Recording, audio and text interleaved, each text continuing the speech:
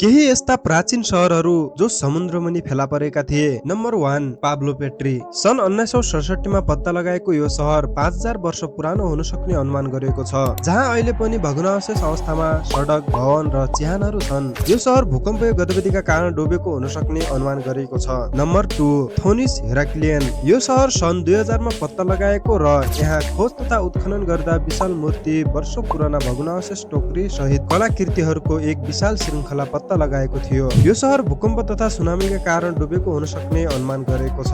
Number 3 Dwarka. यो सहर पहिलो पटक सन् 1963 मा पत्ता लगाएको र यहाँ निरन्तर खोजी कार्य जारी छ। विज्ञान तथा पुरातत्वविदहरूका अनुसार 3500 वर्ष पुरानो रहेको र समुद्री सतह बढेको कारण यो सहर डुबेको हुन सक्ने अनुमान छ। तर हिन्दू धार्मिक ग्रन्थ अनुसार महाभारतको समयमा भगवान श्रीकृष्णले बसाएको यो सहर कौरवकी आमा गान्धारीको श्रापको कारणले सहरलाई समुद्रले डुबाएको उल्लेख छ।